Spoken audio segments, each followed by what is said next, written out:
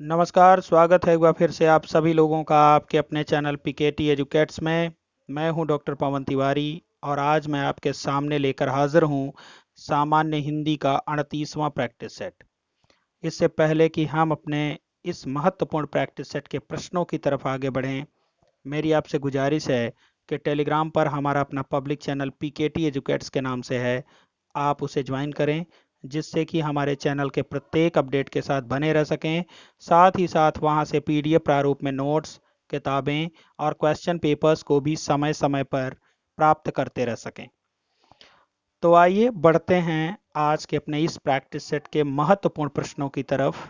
तो वीडियो को शेयर कर दीजिए जिससे कि ज़्यादा से ज़्यादा लोग हमारे साथ ऑनलाइन जुड़ सकें। साथ ही साथ वीडियो को लाइक भी कर दीजिए। और आप अच्छी तरह से जानते हैं कि प्रत्येक प्रश्न के लिए आपके पास सिर्फ और सिर्फ 20 सेकंड का वक्त होगा और इन 20 सेकंड में आपको चैट बॉक्स में अपने प्रश्न का जवाब देना है। तो आइए बढ़ते हैं आज के अपने पहले प्रश्न की तरफ, जो इस समय अब आपके स्क्रीन पर है। निम्नलिखित में से कौन सी उपभाषा सौरसेनी अपभ्रंश से विकसित नहीं हुई है? विकल्प ए है पश्चिमी हिंदी, बी है गुजराती, सी है राजस्थानी और डी है लहदा। तो इसमें आपका सही जवाब है विकल्प डी। आप जानते हैं पश्चिमी हिंदी, गुजराती और राजस्थानी ये तीनों ही उपभाषाएं सौरसेनी अपभ्रंश से विकसित हुई हैं, जबकि लहदा और पंजाबी ये उपभाषाएं पैसाची अपभ्रंश से विकसित हुई हैं। तो इसलिए विकल्प डी आपका यहाँ पर सही नहीं होगा। यह सौरसेनी अपभ्रंश से विकसित उपभाषा नहीं है, बल्कि यह पैसाची अपभ्रंश से विकसित उपभाषा है। इसलिए विकल्प डी आपका यहाँ पर सही है। आइए बढ़ते हैं अपने अगले प्रश्न की तरफ। पूर्वी हिंदी का विकास किस अपभ्रंश से हुआ है? विकल्प ए है सौरसेनी से, बी है मागधी से, सी है अर्धमागधी से और डी है ब्राह्मण से। तो पूर्वी हिंदी का विकास अर्धमागधी अपभ्रंश से हुआ है। विकल्प सी आपका यहाँ पर सही है। जबकि आप जानते हैं मागधी अपभ्रंश से बिहारी, बांग्ला, असमिया, उड़िया इन सब उपभाषाओं का विकास हुआ है। ब्राह्मण अपभ्रंश से सिंधी उपभाषा का विकास हुआ है और सौरसेनी से पश्चिमी हिंदी, राजस्थानी और गुजराती का हुआ है। तो यहाँ पर विकल्प सी आपका सही है, अर्धमागधी अपभ्रंश से ही पूर्वी हिंदी का विकास हुआ है। आइए बढ़ते हैं अपने अगले प्रश्न की तरफ। हमारा तीसरा प्रश्न है, रीति के आधार पर वर्ण कितने प्रकार के होते हैं? विकल्प ए है 2, बी है 3, सी है 4 और डी है 5। तो रीति के आधार पर वर्ण दो प्रकार के होते हैं, आभ्यंतर प्रयत्न और बाह्य प्रयत्न। कभी कभी रीति के स्थान पर प्रयत्न के आधार पर दे देता है। रीति का अर्थ प्रयत्न ही होता है, इसलिए आप परेशान मत होइएगा अगर इस तरह के प्रश्न परीक्षाओं में पूछे जाते हैं तो। रीति के आधार पर मतलब प्रयत्न के आधार पर। अगर कभी प्रश्न पूछे प्रयत्न के आधार पर वर्ण कितने प्रकार के होते हैं तो 2 प्रकार के, और रीति के आधार पर कितने प्रकार के होते हैं? 2 प्रकार के। अगर कभी पूछे आचार्य कामता प्रसाद गुरु के अनुसार कितने प्रकार के होते हैं तो 2 प्रकार के। और ये 2 प्रकार कौन कौन से हैं? आभ्यंतर प्रयत्न और बाह्य प्रयत्न। ये ध्यान रखिएगा, आभ्यंतर प्रयत्न अर्थात अंदर से किया गया प्रयास और बाह्य प्रयत्न का अर्थ होता है बाहरी प्रयास। तो इन्हीं 2 आधारों पर आचार्य कामता प्रसाद गुरु ने वर्णों को विभाजित किया है, जिसे हम रीति के आधार पर भी कहते हैं और प्रयत्न के आधार पर भी कहते हैं। तो आभ्यंतर प्रयत्न और बाह्य प्रयत्न, विकल्प ए आपका यहाँ पर सही है। आइए बढ़ते हैं अपने अगले प्रश्न की तरफ। आभ्यंतर प्रयत्न के आधार पर हिंदी में वर्ण कितने प्रकार के हैं? विकल्प ए है 3, बी है 4, सी है 5 और विकल्प डी है 6। तो इसमें आपका सही जवाब है विकल्प बी। आभ्यंतर प्रयत्न के आधार पर आचार्य कामता प्रसाद गुरु ने हिंदी वर्णों को 4 भागों में विभाजित किया है। पहला है विवृत वर्ण, दूसरा है स्पृष्ट वर्ण, तीसरा है ईषद विवृत और चौथा है ईषद स्पृष्ट वर्ण। जबकि संस्कृत में ये 5 प्रकार के हैं, तो आप किसी तरह की गलतफहमी में मत रहिएगा। ये 4 ही होते हैं हिंदी में जो मैंने आपको बताया, तो उसको हमेशा ध्यान रखिए। कौन कौन से? विवृत, स्पृष्ट, ईषद विवृत, ईषद स्पृष्ट। चलिए आगे बढ़ते हैं। निम्नलिखित में आभ्यंतर प्रयत्न का भेद नहीं है। विकल्प ए है विवृत, बी है स्पृष्ट, सी है अर्ध विपरीत और डी है ईसद स्पृष्ट। तो विपरीत, स्पृष्ट और ईसद स्पृष्ट ये तीनों अभ्यंतर प्रयत्न के भेद हैं, जबकि विकल्प सी अर्ध विपरीत ये अभ्यंतर प्रयत्न का भेद नहीं है, इसके जगह पर होना चाहिए था ईसद विपरीत। तो विकल्प सी आपका यहाँ पर अभ्यंतर प्रयत्न का भेद नहीं है। आइए बढ़ते हैं अपने अगले प्रश्न की तरफ। हमारा छठा प्रश्न है, विश्व हिंदी दिवस कब मनाया जाता है? विकल्प ए है 14 सितंबर, बी है 10 जनवरी, सी है 14 नवंबर और डी है 10 दिसंबर। तो इसका सही जवाब है 10 जनवरी। 10 जनवरी को खास करके प्रवासी भारतीयों के द्वारा विश्व हिंदी दिवस मनाया जाता है। आइए बढ़ते हैं अपने अगले प्रश्न की तरफ। हमारा सातवां प्रश्न है, आचार्य कामता प्रसाद गुरु ने वर्णों के कितने उच्चारण स्थान स्वीकार किए हैं? विकल्प ए है 5, बी है 7, सी है 8 और डी है 9। तो इसका सही जवाब है आपका विकल्प डी 9 उच्चारण स्थान। आचार्य कामता प्रसाद गुरु ने वर्णों के 9 उच्चारण स्थान स्वीकार किए हैं। कौन कौन से? कंठ, तालु, मूर्धा, दंत्य, ओष्ठ, दंत्योष्ठ, नासिका, कंठतालव्य, कंठ्योष्ठ। तो ये 9 आचार्य कामता प्रसाद गुरु ने उच्चारण स्थान स्वीकार किए हैं। आइए बढ़ते हैं अपने अगले प्रश्न की तरफ। लेखन के आधार पर अक्षर कितने प्रकार के होते हैं? विकल्प ए है 2, बी है 4, सी है 6 और डी है 8। तो लेखन के आधार पर अक्षर 2 प्रकार के होते हैं, बद्धाक्षर और मुक्ताक्षर। बद्धाक्षर में क्या होता है, किसी भी शब्द का अंतिम वर्ण व्यंजन वर्ण होता है तो वह बद्धाक्षर होता है। इनकी पहचान शब्दों के अंत में लगने वाले हलंत चिन्ह से की जाती है, और अगर यही हलंत चिन्ह नहीं लगा रहता है तो वह मुक्ताक्षर हो जाता है।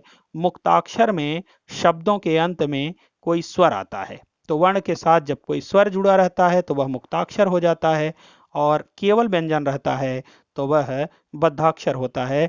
तो लेखन के आधार पर अक्षर 2 प्रकार के होते हैं, बद्धाक्षर और मुक्ताक्षर। आइए बढ़ते हैं अपने अगले प्रश्न की तरफ। हमारा 9वां प्रश्न है, निम्नलिखित में व्यंजन पूरक वर्ण है? विकल्प ए है अ, बी है आ, सी है ह और डी है ट। तो इसका सही जवाब है आपका विकल्प ए। आप जानते हैं अ को व्यंजन पूरक वर्ण भी कहते हैं, क्योंकि यह व्यंजनों को क्या करता है, पूर्ण करता है। कि किसी भी व्यंजन के अंत में अगर हम अ जोड़ देते हैं तो वह पूर्ण मात्रिक वर्ण बन जाता है। जैसे आधा क धन अ बराबर पूरा क, आधा ख धन अ बराबर पूरा ख हो जाता है, तो पूर्ण मात्रिक वर्ण बन जाता है।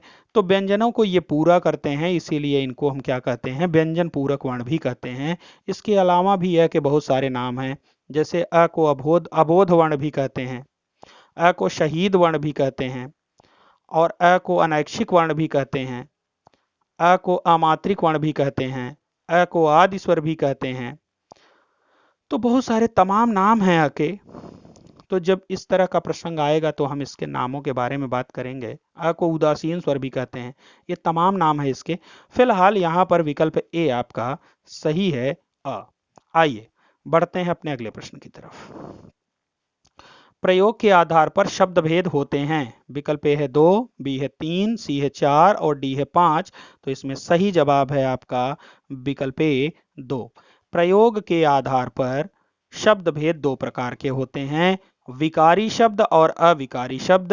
विकारी शब्द वे शब्द होते हैं जिन शब्दों के अंत में कोई मात्रा या प्रत्यय जोड़ करके उनमें परिवर्तन कर दिया जाता है, उनके मूल रूप में परिवर्तन कर दिया जाता है, विकारी शब्द कहलाते हैं। और ऐसे शब्द जो हर परिस्थिति में एक जैसे रहते हैं, उनमें कोई परिवर्तन नहीं होता, वे अविकारी शब्द या अव्यय कहलाते हैं। तो विकल्प ए आपका यहाँ पर सही है, 2। आइए बढ़ते हैं अपने अगले प्रश्न की तरफ। कलत्र का एक अर्थ यहाँ पर स्त्री दिया गया है। यह अनेकार्थी शब्द है और पूछ रहा है कलत्र का दूसरा अर्थ निम्नलिखित में से क्या होगा? तो कलत्र स्त्री का अनेकार्थी शब्द है। विकल्प ए है कमर, बी है पति, सी है सिंह और डी है स्वामी। तो कलत्र का अर्थ स्त्री भी होता है और कलत्र का अर्थ कमर भी होता है। विकल्प ए आपका यहां पर सही है, बाकी तीनों ऑप्शन गलत है। आइए बढ़ते हैं अपने अगले प्रश्न की तरफ। हमारा 12वां प्रश्न है, निम्नलिखित में त्वास्ती का अर्थ है। विकल्प ए है चित्रा नक्षत्र, बी है दुर्गा, सी है लक्ष्मी और डी है सरस्वती। तो इसमें आपका सही जवाब है विकल्प बी दुर्गा। त्वास्ती का अर्थ होता है दुर्गा, जबकि त्वास्त्री का अर्थ होता है चित्रा नक्षत्र। तो विकल्प बी आपका यहां पर सही है दुर्गा। आइए बढ़ते हैं अपने अगले प्रश्न की तरफ। सुनार का स्त्रीलिंग शब्द है। विकल्प ए है सोना, बी है सोनिया, सी है सुनारिन और डी है सोनराइन। तो इसमें आपका सही जवाब है विकल्प सी सुनारिन। हमेशा याद रखिए, चूंकि ये सारे शब्द ऐसे हैं जो शब्द भंडार से संबंधित हैं, तो इसके लिए कम से कम आपसे इसमें गलती हो, इसके लिए शब्द भंडार आपको तैयार करना बहुत जरूरी है। इसलिए शब्द भंडार पर आप विशेष ध्यान दिया करिए और शब्दों को विशेष रूप से देखेंगे, लिखेंगे, समझेंगे तो आपसे इस तरह की त्रुटियां बहुत कम होंगी। तो फिलहाल विकल्प सी आपका यहां पर सही है सुनारिन। आइए बढ़ते हैं अपने अगले प्रश्न की तरफ। हमारा अगला प्रश्न है, प्रेम का स्त्रीलिंग है। प्रेमा, बी है प्रेमिका, सी है प्रीति और डी है प्रेमी। देखिए, प्रेम किया जाता है जबकि प्रीति की जाती है। तो अगर इस लिहाज से आप देखें तो यहां पर प्रीति शब्द स्त्रीलिंग शब्द है, प्रेम भाववाचक संज्ञा है और इसलिए भाववाचक संज्ञा में जब स्त्रीलिंग बनेगा तो वह प्रीति होगा। प्रीति भी यहां पर भाववाचक संज्ञा है, जबकि प्रेम, प्रेम से जो प्रेमा बना है, प्रेमा यहां पर व्यक्तिवाचक संज्ञा है, किसी लड़की का नाम है। जबकि संबंधों के नाम हमेशा जातिवाचक संज्ञा होते हैं, इसलिए प्रेमिका और प्रेमी दोनों ही यहां पर जातिवाचक संज्ञाएं हैं। तो विकल्प सी आपका यहां पर सही है प्रीति। प्रीति जो है यहां पर भाववाचक संज्ञा है और स्त्रीलिंग है, जबकि प्रेम भी भाववाचक संज्ञा है लेकिन यह पुल्लिंग है। तो विकल्प सी सही है। आइए बढ़ते हैं अपने अगले प्रश्न की तरफ। हमारा 15वां प्रश्न है, निम्नलिखित में किस वाक्य में क्रिया विशेषण का प्रयोग हुआ है। विकल्प ए है सुनहले बालों वाली लड़की सड़क पार कर गई। यहां पर लड़की की विशेषता है सुनहले बालों वाली, सड़क पार कर गई। यहां पर क्रिया तो है लेकिन पार करने की कोई विशेषता नहीं बताया गया है, जबकि लड़की की विशेषता है कि उसके बाल जो है सुनहले हैं, तो ये विशेषण का कार्य कर रहा है। तो इस वाक्य में क्रिया विशेषण का प्रयोग नहीं हुआ है। वह जमीन पर गिर पड़ा, यहां पर गिरने की कोई विशेषता नहीं है, क्योंकि क्रिया की विशेषता बताएगा तभी क्रिया विशेषण होगा। इसलिए विकल्प बी में भी क्रिया विशेषण का प्रयोग नहीं हुआ है। सी है वह रुक गया, यहां पर रुक गया की कोई विशेषता नहीं है, इसलिए यहां भी क्रिया विशेषण का प्रयोग नहीं हुआ है। जबकि आपके चौथे वाक्य विकल्प डी में क्रिया विशेषण का प्रयोग हुआ है। तुम धीरे धीरे आगे बढ़ गए, यहां पर बढ़ गए की विशेषता है धीरे धीरे, तो यहां धीरे धीरे क्रिया विशेषण का प्रयोग हुआ है। इसलिए विकल्प डी ऑप्शन आपका यहां पर सही है। तुम धीरे धीरे आगे बढ़ गए में धीरे धीरे क्रिया विशेषण का प्रयोग हुआ है। आइए बढ़ते हैं अपने अगले प्रश्न की तरफ। हमारा 16वां प्रश्न है, निम्नलिखित में भाववाच्य है, इस मामले की पूरी जांच की जाए। बी है आज शाम को नाटक दिखाया जाएगा, सी है मोहन से बैठा नहीं जाता और डी है गीता ने समाचार पत्र पढ़ा। इस मामले की पूरी जांच की जाए, जांच करने वाले के बारे में कोई बात ही नहीं की गई है, तो इसलिए यह कर्मवाच्य है।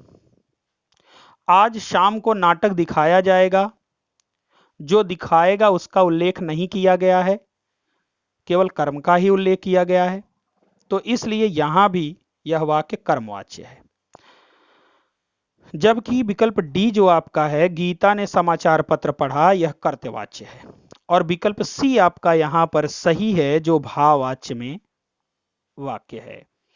आप जानते हैं भाववाच्य की पहचान जो हम ट्रिक के माध्यम से करते हैं, कर्ता के तुरंत बाद से आता है और वाक्य के अंत में जाता जाती जाते, गया गई गए, जाता है जाती है जाते हैं, जाएगा जाएगी जाएंगे, ऐसे शब्द जुड़े रहते हैं। जैसे मोहन से बैठा नहीं जाता, मैं मुझसे खाया नहीं जाता, लड़कों से खाया नहीं जाएगा, तुमसे बोला नहीं जाएगा, ये सब क्या है भाववाच्य है। इसके अलावा भी भाववाच्य की एक पहचान होती है क्रियाओं के अंत में पाता है, पाती है, पाते हैं, पाया, पाई, पाए, पाएगा, पाएगी, पाएंगे, ऐसे शब्द भी जुड़े रहते हैं। जैसे मैं चल नहीं पाता हूं, यह भी भाववाच्य है। वह सो नहीं पाया, यह भी भाववाच्य है। तो ऐसे वाक्य भी भाववाच्य की श्रेणी में आते हैं। तो फिलहाल यहां पर विकल्प सी आपका सही है, जो भाववाच्य है। मोहन से बैठा नहीं जाता। आइए बढ़ते हैं अपने अगले प्रश्न की तरफ। हिंदी में उपसर्गों की संख्या मानी जाती है। विकल्प ए है 10, बी है 11, सी है 13 और डी है 14। तो यहां पर सही जवाब है आपका विकल्प ए। वैसे तो हिंदी में उपसर्गों की लगभग 14-15 की संख्या बनती है, लेकिन वास्तव में विद्वानों ने 10 ही हिंदी के मूल उपसर्गों को मान्यता प्रदान किया है। तो अगर हिंदी के उपसर्गों की संख्या कभी भी आपसे पूछी जाती है तो आप केवल 10 बताएंगे, न तो 13 बताएंगे और न तो 14 बताएंगे, सिर्फ 10 बताएंगे। जबकि संस्कृत में 22 उपसर्ग हैं, उनकी हम बात ही नहीं करेंगे, क्योंकि यहाँ हिंदी की बात हो रही है। तो हिंदी में उपसर्गों की संख्या केवल 10 मानी जाती है। विकल्प ए सही है। आइए बढ़ते हैं अपने अगले प्रश्न की तरफ। हमारा 18वां प्रश्न है, जिह्वा पेशियों के तनाव के आधार पर स्वर कितने प्रकार के होते हैं? विकल्प ए है 6, बी है 4, सी है 3 और डी है 2। तो इसमें सही जवाब है आपका विकल्प डी। जिह्वा पेशियों के तनाव के आधार पर स्वर 2 प्रकार के होते हैं। पहला है शिथिल स्वर और दूसरा है कठोर स्वर। तो विकल्प डी आपका यहां पर सही है। आइए बढ़ते हैं अपने अगले प्रश्न की तरफ। हमारा 19वां प्रश्न है, निम्नलिखित में कठोर स्वर है। विकल्प ए है अ, बी है आ, सी है छोटी ई और डी है छोटा ऊ। आपकी जानकारी के लिए मैं बता दूं कि पेशियों के तनाव के आधार पर जो स्वरों का विभाजन किया गया है, उसमें शिथिल स्वर और कठोर स्वर जो आता है, तो शिथिल स्वर के अंतर्गत अ, छोटी ई, छोटा ऊ आता है। जबकि कठोर स्वर के अंतर्गत आ, बड़ी ई, बड़ा ऊ आता है। तो अब आप समझ गए होंगे कि इसमें कठोर स्वर कौन सा है। अ, ई, उ ये तीनों ही शिथिल स्वर हैं, जबकि आ यहां पर कठोर स्वर है। तो आ, बड़ी ई, बड़ा ऊ ये तीनों कठोर स्वर हैं। आइए बढ़ते हैं अपने अगले प्रश्न की तरफ। शिथिल स्वर का उदाहरण है, तो इसका भी जवाब आपको पता होगा। आ कठोर वर्ण है, बड़ी ई भी कठोर वर्ण है, री की तो बात ही नहीं कर सकते हैं। यहां पर विकल्प ए आपका क्या है? शिथिल वर्ण है, छोटा ऊ। आइए बढ़ते हैं अपने अगले प्रश्न की तरफ। हमारा 21वां वर्ण है, 21वां प्रश्न है, हृदय वर्णी वर्ण है। विकल्प ए है श, बी है श, सी है स और डी है ह। इसमें हृदय वाणी वर्ण किसे कहते हैं? तो इसका सही जवाब है आपका विकल्प डी। ह को हृदय वाणी वर्ण के नाम से भी जाना जाता है। इसके अलावा ह को स्वर यंत्र मुखी व्यंजन, काकल्य व्यंजन, वायव्य व्यंजन और शहीद व्यंजन, इन सब नामों से भी जाना जाता है। फिलहाल डी विकल्प आपका यहाँ पर सही है। ह को हृदय वाणी वर्ण के नाम से भी जाना जाता है। आइए बढ़ते हैं अपने अगले प्रश्न की तरफ। हमारा 22वां प्रश्न है, रचना के आधार पर वाक्य का भेद नहीं है। विकल्प ए है साधारण वाक्य, बी है संयुक्त वाक्य, सी है संकेतवाचक वाक्य और डी है मिश्रित वाक्य। आप जानते हैं रचना के आधार पर वाक्य 3 प्रकार के होते हैं। साधारण वाक्य, जिसे हम सरल वाक्य भी कहते हैं, संयुक्त वाक्य और मिश्रित वाक्य। ये 3 ही रचना के आधार पर वाक्य के भेद हैं। जबकि संकेतवाचक वाक्य का अर्थ होता है शर्त सूचक वाक्य, और यह अर्थ के आधार पर वाक्य का एक भेद है। अर्थ के आधार पर वाक्य के कितने भेद होते हैं? 8 भेद होते हैं, और उन्हीं 8 में से यह भी एक है। तो यह अर्थ के आधार पर वाक्य का भेद है, जबकि रचना के आधार पर आपके 3 ही भेद होते हैं, साधारण, संयुक्त और मिश्रित। तो विकल्प सी आपका यहाँ पर सही है, क्योंकि यह रचना के आधार पर वाक्य का भेद नहीं है। आइए बढ़ते हैं अपने अगले प्रश्न की तरफ। हमारा 23वां प्रश्न है, उज्ज्वल में संधि है। विकल्प ए है स्वर संधि, बी है व्यंजन संधि, सी है विसर्ग संधि और डी है यण संधि। चूंकि रण लिख दिया गया है, इसको सुधार लीजिएगा, ये यण संधि है। और इसमें आपका सही जवाब क्या होगा? विकल्प बी, व्यंजन संधि। आप जानते हैं यदि प्लस के पहले त हो और प्लस के बाद ज हो, तो त भी ज में बदल जाता है। और यह व्यंजन संधि का नियम है, तो उत धन जल बराबर उज्ज्वल हो गया। तो विकल्प बी आपका यहां पर सही है, इसमें व्यंजन संधि है। आइए बढ़ते हैं अपने अगले प्रश्न की तरफ। हमारा 24वां प्रश्न है, मैं पुरुषवाचक सर्वनाम से संबंधवाचक विशेषण बनेगा। विकल्प ए है मुझे, बी है मैं, सी है मेरा और डी है इनमें से कोई नहीं। देखिए हमारे यहाँ हिंदी में संबंधवाचक विशेषण है ही नहीं, लेकिन चूंकि ये अंग्रेजी की चीज है, फिर भी हमारे यहाँ हिंदी में ये प्रश्न पूछा गया है और प्रश्न पूछे जाने की वजह से ही मैंने इसको इसमें स्थान दिया है। संबंधवाचक विशेषण को अंग्रेजी में पॉजिटिव एडजेक्टिव कहा जाता है। पॉजिटिव एडजेक्टिव में क्या होता है, सर्वनाम, पुरुषवाचक सर्वनाम के साथ हम कोई संज्ञा जोड़ करके उसको बनाते हैं। जैसे तुम्हारा घर, तो तुम्हारा माने योर होम या योर हाउस, कुछ भी कर देंगे। तो यहाँ पर योर क्या हो जाएगा, आपका पॉजिटिव एडजेक्टिव हो जाएगा, जबकि हाउस या होम क्या हो जाएगा, विशेष्य हो जाएगा, जिसे आप कहते हैं क्या बोलते हैं, नाउन। तो कहने का मतलब ये है कि हमारे यहाँ हिंदी में ऐसा कोई प्रावधान नहीं है, फिर भी ऐसा प्रश्न पूछा गया है तो हमको बताना पड़ेगा। तो यहाँ पर मेरा घर, तुम्हारा भाई, मेरा भाई, तो ये सब क्या है, आपके संबंधवाचक विशेषण बनेंगे। तो मैं पुरुषवाचक सर्वनाम से संबंधवाचक विशेषण क्या बनेगा, मेरा बनेगा। जैसे मैंने लिख दिया मेरा भाई, तो मेरा, मेरी, मेरे, तुम्हारा, तुम्हारी, तुम्हारे, हमारा, हमारी, हमारे, उसका, उसकी, उसके, उनका, उनकी, उनके, ये सब क्या है आपका, ये सब संबंधवाचक विशेषण हैं अगर इनके तुरंत बाद कोई संज्ञा आता है तो। जैसे मेरा घर, तुम्हारा गांव, तो मेरा और तुम्हारा यहाँ पर विशेषण है संबंधवाचक, और तुम्हारा गांव, गांव और घर ये दोनों विशेष्य बन जाएंगे। तो अगर मैंने कह दिया मेरी कलम, तो मेरी संबंधवाचक विशेषण है, जबकि कलम विशेष्य हो जाएगा। तो यह ध्यान रखिएगा कि यह हिंदी में नहीं है, लेकिन फिर भी हिंदी में यह प्रश्न पूछा गया है। तो अगर ऐसी कंडीशन बनती है तो ये हमेशा संबंधवाचक विशेषण के नाम से जाने जाते हैं। तो यहां मैं से संबंधवाचक विशेषण क्या बनेगा, मेरा बनेगा। विकल्प सी सही है। आइए बढ़ते हैं अपने अगले प्रश्न की तरफ। हमारा 25वां प्रश्न है, काली गाय खूब दूध देती है, इस वाक्य में उद्देश्य है। विकल्प ए है काली, बी है गाय, सी है काली गाय और डी है खूब। उद्देश्य की जब हम बात करते हैं तो उस उद्देश्य वह होता है जिसके बारे में कुछ बताया जाता है। तो ये बताइए, खूब दूध देती है, यह किसके बारे में बात की जा रही है, काली गाय के बारे में बात की जा रही है। तो यहां पर काली गाय आपका उद्देश्य बनेगा, जबकि खूब दूध देती है आपका विधेय बन जाएगा। काली यहां पर विशेषण है और गाय यहां पर कर्ता है, तो कर्ता और कर्ता के विशेषण भी उद्देश्य का कार्य करते हैं।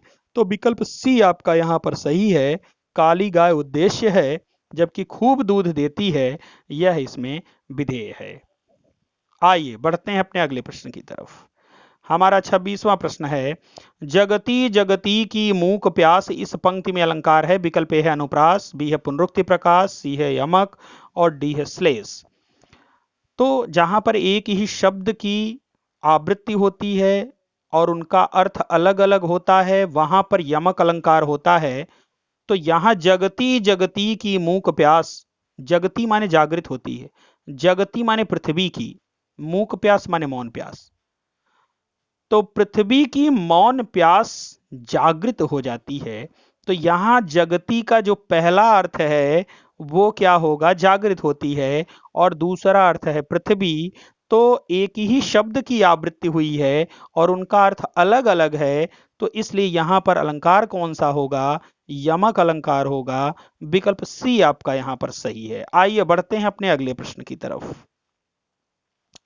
हमारा 27वां प्रश्न है, जो जानवर किसी की देख रेख में न हो के लिए एक शब्द होगा। विकल्प ए है अधर, बी है अनवगत, सी है अनेर और डी है अनाहत।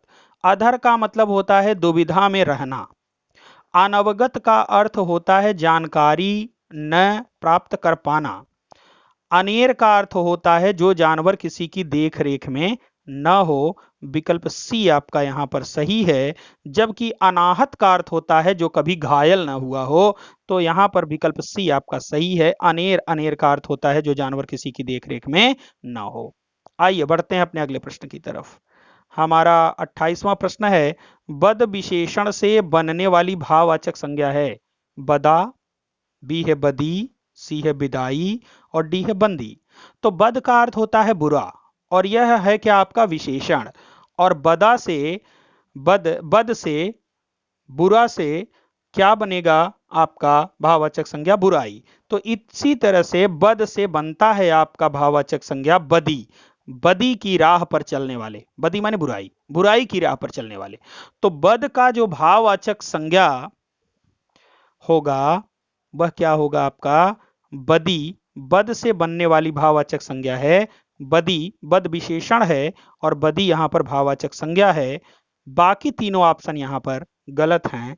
तो बद से बनने वाला विशेषण क्या होगा, बदी। विकल्प बी आपका यहां पर सही है। आइए बढ़ते हैं अपने अगले प्रश्न की तरफ। हमारा 29वां प्रश्न है, घर फूंक तमाशा देखना मुहावरे का सही अर्थ है। तो विकल्प ए है बहुत लज्जित होना, बी है बहुत अनुभवी होना, सी है बेफिक्र होना और डी है अपनी हानि करके मौज उड़ाना। तो घर फूंक तमाशा देखना यह लक्षार्थ शब्द है और इसका अर्थ है अपनी हानि करके मौज उड़ाना। विकल्प डी आपका यहां पर सही है। बाकी तीनों ऑप्शन गलत हैं। आइए बढ़ते हैं अपने अगले प्रश्न की तरफ। हमारा 30वां प्रश्न है, सात्विक अनुभवों की संख्या मानी गई है। विकल्प ए है 5, बी है 7, सी है 8 और डी है 12। तो इसमें आपका सही जवाब है 8। सात्विक अनुभवों की संख्या कितनी मानी गई है, 8 मानी गई है। ये कौन कौन से हैं, रोमांच, कंप, स्वेद, स्वरभंग, अश्रु, वैवाण्य, स्तंभ और प्रलय। रोमांच का अर्थ होता है रोंगटे खड़े हो जाना, कंप का अर्थ होता है कांपना, स्वेद का अर्थ होता है पसीना आना, स्वरभंग का अर्थ होता है जबान टूटना, अश्रु का अर्थ होता है आंखों में आंसू आना, वैवाण्य का अर्थ होता है चेहरे का रंग उड़ जाना या बदल जाना, स्तंभ का अर्थ होता है आश्चर्यचकित होना, जबकि प्रलय का अर्थ होता है मृत्यु जैसी स्थिति में होना। कुछ विद्वानों ने एक 9वां सात्विक अनुभव का रूप भी माना है, जिसे हम दृम्भा कहते हैं या जमुहाई कहते हैं। लेकिन वास्तव में विद्वानों ने इसे स्वीकार नहीं किया है और इस तरह से केवल 8 ही सात्विक अनुभवों की बात की जाती है और इन्हें हम तन संचारी भाव भी कहते हैं। तो यहां पर विकल्प आपका सही क्या होगा, 8 होगा। तो इसी के साथ आज के हमारे इस प्रैक्टिस सेट के महत्वपूर्ण प्रश्नों की श्रृंखला समाप्त होती है। मुझे पूरी उम्मीद है कि आपने ज़्यादातर प्रश्न सही किए होंगे, लेकिन यदि आपसे कुछ प्रश्नों में त्रुटियां हो रही हैं तो उसके लिए घबराने की ज़रूरत नहीं है। आप लगातार हमारे साथ टेस्ट में बने रहिए, यकीन मानिए आप उत्तरोत्तर बेहतर करेंगे। और महत्वपूर्ण चीज़ ये है कि यदि आप इस प्रैक्टिस सेट को या इस पेपर को अगर PDF प्रारूप में पाना चाहते हैं तो टेलीग्राम पर हमारे पब्लिक चैनल PKT एजुकेट्स से जुड़ जाइए। वहाँ से आपको लगातार अपडेट्स मिलती रहेंगी और हमारे इस जितने भी क्वेश्चन पेपर मैं करवाया हूँ आप सबको वहाँ से डाउनलोड कर सकते हैं और बराबर उन प्रश्नों को हल करते रह सकते हैं। तो जो चैनल मैंने आपके लिए बनाया है मैं चाहता हूँ उसका आप पूरा लाभ उठाएं, जिससे हमारे चैनल के साथ लगातार बने भी रह सकें और जो कुछ भी मैं आपके लिए तैयार करता हूँ वो भी आपको मिलता रह सके। तो ढेर सारी शुभकामनाओं के साथ अब मैं लूँगा आपसे विदा। That's all. Thanks to all of you.